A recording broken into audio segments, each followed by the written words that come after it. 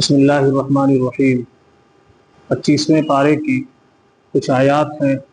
اس میں فرمایا اللہ تبارک و تعالیٰ نے، بس تمہیں جو ملا ہے وہ دنیا کی زندگی کا تھوڑا سامان ہے، اور جو اللہ کے پاس ہے وہ بہتر ہے اور باقی رہنے والا ہے ان لوگوں کے لیے جو ایمان لائے اور وہ اپنے رب پر ہی بھروسہ کرتے ہیں۔ ظاہر دنیا کی زندگی مختصر ہے، اس کا سامان بھی مختصر ہے۔ اگر کوئی اس کو طویل سمجھتا ہے اور اس کے سامان کو ہمیشہ رہنے والا سمجھتا ہے تو یہ نادانی کی بات ہے۔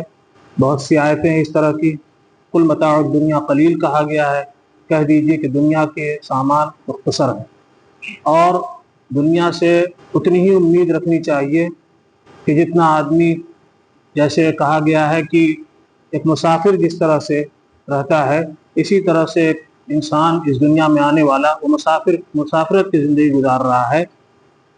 اور ایک حدیث میں بھی کہا گیا ہے، کن فی الدنیا کأنکا، دنیا میں ایسے رہو جیسے کہ تم اجنبی ہو، کأنکا غریب، غریب اجنبی کے معنی، او عابر سبیل، یا راستہ طے کرنے والے مسافر ہو۔ جیسے ایک مسافر ہے گزرتا ہوا چلا جاتا ہے، اسی طرح سے ایک مومن کی زندگی ہے کہ وہ راستہ طے کر رہا ہے، ایک دن یہ راستہ پورا ہو جائے گا۔ اور جو اللہ کے پاس ہے وہ اچھا ہے اور ہمیشہ رہنے والا ہے، باقی رہنے والا ہے۔ کس کے لیے؟ لیکن یہاں وہ صفات بتائی جا رہی ہیں کہ کون لوگ ہیں جن کو اللہ کے ہاں جو ہمیشہ رہنے والی چیز ہے وہ کس کے لیے ہیں، کون لوگ ہیں وہ یہاں سے ترتیب وار بتایا جا رہا ہے۔ للذین آمنوا، سب سے پہلے کہا گیا وہ لوگ جو ایمان لائے۔ معلوم ہوا کہ جو مومن ہوگا اسی کے لیے اللہ کے ہاں کی نعمتیں ہیں، اللہ کے ہاں ہمیشہ اور دائمی راحت، اللہ کے ہاں کے ہمیشہ آرام، اللہ کا ہمیشہ رہنے والا انعام، وہ کس کے لیے ہے؟ للذین آمنوا، جو ایمان لائے، وعلی ربہم یتوکلون، اور جو اپنے پروردگار پر بھروسہ کرتے ہیں، توکل کرتے ہیں۔ مومن کی یہ صفت ہے کہ وہ رب پر بھروسہ کرتا ہے چاہے جس حالت میں رہے، آسانی ہو تو بھی رب پر توکل کرتا ہے، پریشانی ہو تو بھی رب پر توکل کرتا ہے، عسر ہو یعنی سختی کے حالات ہو تب بھی رب پر بھروسہ کرتا ہے، یسر ہو یعنی خوب فراوانی ہو، عافیت ہو، سکون ہو، سہولت ہو، اطمینان ہو، تب بھی رب پر بھروسہ کرتا ہے۔ ہر حال میں مومن کی شان یہ ہے کہ وہ رب پر بھروسہ کرتا ہے۔ وعلی ربہم یتوکلون، اس کے بعد فرمایا والذین یجتنبون کبائر الاثم والفواحش، اور وہ لوگ جو کبیرہ گناہوں سے بچتے ہیں اور فواحش سے بچتے ہیں۔ گناہ، کبیرہ گناہ کی قسم ہوتی ہے، آپ جانتے ہو، صغیرہ گناہ جس کو چھوٹا گناہ کہتے ہیں، کبیرہ گناہ بڑا گناہ۔ جو کبائر سے، اس میں تفصیل ہے، وقت زیادہ ہو جائے گا، مختصر میں عرض کر رہا ہوں، جو کبیرہ گناہوں سے بچتے ہیں اور فواحش سے بچتے ہیں۔ فواحش برے کام، گندے کاموں سے بچتے ہیں، اور گندے کاموں کی طرف لے جانے والی چیزوں سے بھی بچتے ہیں۔ آپ اس کو سمجھ سکتے ہیں کہ گندے کاموں کی طرف لے جانے والی چیزیں کیا ہیں؟ سب سے پہلا زینہ جو ہے بے پردگی ہے، لوگوں سے آپس میں ملنا جلنا ہے، یہ برائی کی طرف لے جانے والی چیزیں ہیں اور برائی پیدا کرنے والی چیزیں ہیں۔ تو جو لوگ ان چیزوں سے بچتے ہیں ان کے لیے اللہ کے ہاں کا دائمی انعام ہے، دائمی راحت ہے۔ اور ایک صفت ان کی بتائی جا رہی، وَإِذَا مَا غَضِبُوا هُمْ يَغْفِرُونَ، اور جب وہ ناراض ہوتے ہیں، غصہ ہوتے ہیں تو معاف کر دیتے ہیں۔ غصہ ہم اور آپ جانتے ہیں، اور یہ بھی بڑی عجیب چیز ہے، تھوڑی دوسرے انداز سے کہا جائے تو غصہ بھی ہمیں آتا ہے کس پر؟ طاقت والے پہ نہیں، اپنے سے کمزور والے پر۔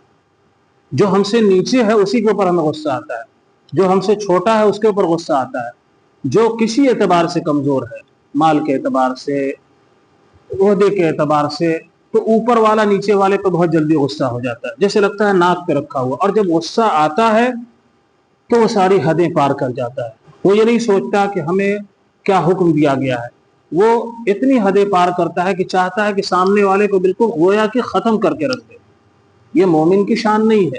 مومن کی شان تو یہ ہے کہ وَإِذَا مَا غَضِبُوا هُمْ يَغْفِرُونَ، جب وہ غصہ ہوتے ہیں تو معاف کر دیتے ہیں۔ بلکہ مومن کی شان یہ ہے کہ جب اس کا حق بھی لیا جاتا ہے، دوسرے کی تو بات چھوڑ دیجیے، دوسرے معاملات کو چھوڑ دیے، اگر اس کے حقوق کی پامالی ہوتی تب بھی وہ معاف کر دیتا ہے، جو بھی ہم نے معاف کیا، اس لیے کہ وہ سمجھتا ہے کہ یہاں تو تھوڑے دن کا معاملہ ہے۔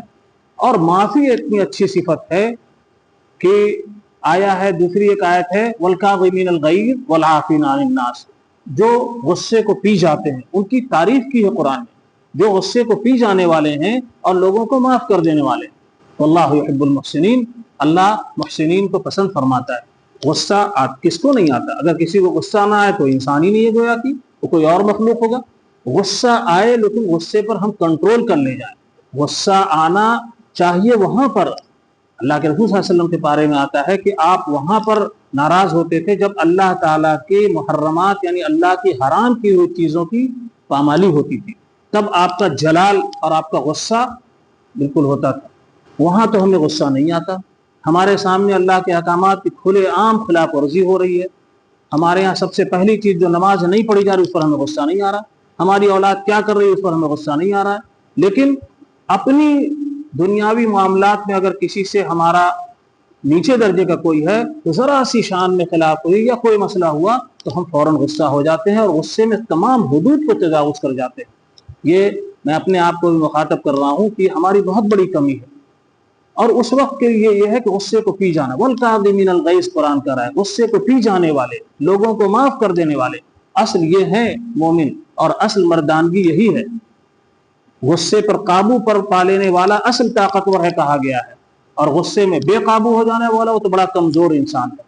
جب غصہ ہوتے ہیں تو معاف کر دیتے ہیں، اور ان کی صفت کیا ہے؟ والذین استجابوا لربہم، اور وہ لوگ ہیں ان کو جو اللہ کے انعامات ملیں گے جنہوں نے اپنے پروردگار کے احکامات کو قبول کیا، جو اپنے رب کی بات مانتے ہیں، احکامات کی پابندی کرتے ہیں، یعنی اللہ نے جو چیزیں کہی ہیں ان کو قبول کرتے ہیں، جن سے منع کیا ان سے رک جاتے ہیں۔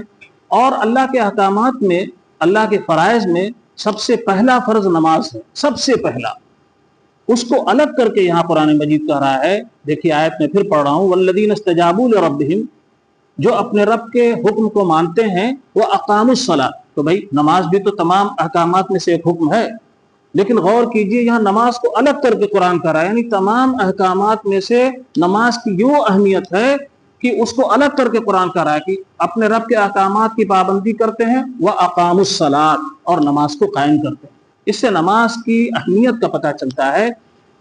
وَأَمْرُهُمْ شُورَىٰ بَيْنَهُمْ، اور ایک صفت یہ ہے کہ ان کے معاملات آپس میں مشورے سے ہوتے ہیں۔ مشورے کی ہمارے ہاں دین میں بہت اہمیت ہے، کوئی کام اہم پیش آئے تو مشورہ کیا جانا چاہیے، چاہے وہ ذاتی معاملات ہوں، خاندانی معاملات ہوں، گھریلو معاملات ہوں۔ اب یہ نہیں کہ ہم کو باہر جانا ہے، جائیں کہ نہ جائیں، یہ میں تفریحاً کہہ رہا ہوں، یہ نہیں مشورے کا موضوع ہے۔ کوئی اہم مسئلہ پیش آئے تو اس میں مشورہ کر لیا جائے۔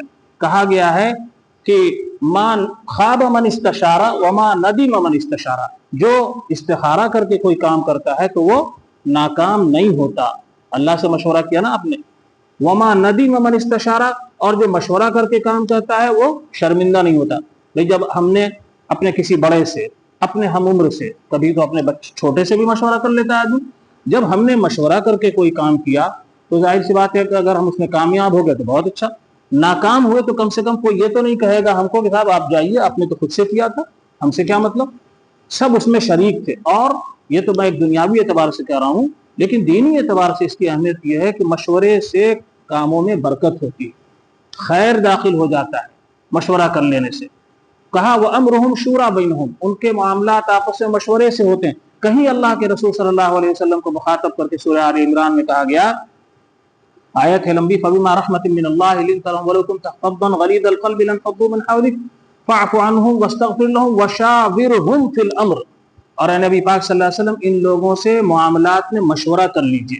اللہ کے رسول صلی اللہ علیہ وسلم سے کہا گیا معاملات میں مشورہ کیجئے۔ تو مومن کی بھی ایک صفت یہ ہے کہ وہ معاملات میں مشورہ کرتا ہے، بڑے معاملات ہوں یا چھوٹے ہوں، مشورہ کر کے اس کام کو کیا جائے۔ وَمِمَّا رَزَقْنَاهُمْ يُنْفِقُونَ، اور کیا ہے کہ جو اللہ تبارک و تعالیٰ نے ان کو عطا کیا ہے اس میں سے وہ خرچ کرتے ہیں، دبا کے اس کو بیٹھ نہیں جاتے بلکہ خرچ کرتے ہیں۔ پہلے بات آ چکی ہے خرچ کرنے والوں کی اہمیت اور فضیلت کیا ہے۔ وَالَّذِينَ إِذَا أَصَابَهُمُ الْبَغْيُ هُمْ يَنتَصِرُونَ، اور جب ان پر کوئی زیادتی ہوتی ہے تو وہ بدلہ بھی لیتے ہیں، مقابلہ کرتے ہیں۔ ایسا نہیں ہے کہ اگر آپ کے اوپر زیادتی کی گئی آپ خاموش ہو جائیے، آپ خاموش ہو جائیے بہت اچھا ہے، آگے بات آ رہی ہے، لیکن اگر آپ بدلہ لیتے ہیں تو اس کی اجازت ہے، لیکن اس میں بھی لمیٹیشن ہے، ایک تحدید ہے، ایک آپ کو روکا گیا ہے کہ اس حد تک ہی بدلہ لیجئے جتنی آپ کے ساتھ زیادتی کی گئی، اس میں آگے نہ بڑھیے۔ معاف کر دیجئے تو بہت اچھا ہے، لیکن اگر بدلہ لینا ہے تو ایک حد کے اندر لیجئے، جس قدر کی گئی اتنا بدلہ لیجئے۔ وَجَزَاءُ سَيِّئَةٍ سَيِّئَةٌ مِثْلُهَا، پھر اس کے بعد کر فَمَنْ عَفَا وَأَصْلَحَ فَأَجْرُهُ عَلَى اللَّهِ، جو معاف کر دے اصل تو یہی ہے جو معاف کر دے اور اصلاح کر لے، آپس میں معاملہ درست کر لے، تو کیا ہے اس کا بدلہ اللہ کے پاس ہے، اللہ ہی سے اس کو بدلہ ملے گا۔ بدلہ لے سکتے ہیں لیکن معاف کر دیا، آپس میں معاملہ درست کر لیے تو فَأَجْرُهُ عَلَى اللَّهِ۔ اب ظاہر سی بات ہے کہ جس کا اجر اللہ تبارک و تعالیٰ دینے پر آئے تو اس کے بارے میں کیا کہا جا سکتا ہے، ان اللہ لا يحب الظالمین وَلَمَنِ انتصر بعد ظلمه۔ اسی بات کو تھوڑا سا اور آگے بڑھا کے کہا جا رہا ہے کہ اور جو بدلہ لے، جو اپنے اوپر ظلم کے بعد بدلہ لے لے، تو اولئک ما علیہم من سبیل، ان کے اوپر کوئی زیادتی نہیں ہے یا ان کے اوپر کوئی داروگیل نہیں ہے، ان کے اوپر کوئی گرفت نہیں ہے۔ اللہ تبارک و تعالی ہمیں تمام مومنانہ صفات سے متصف ہونے کی توفیق عطا فرمائے۔ وآخر دعوانا ان الحمد للہ رب العالمین۔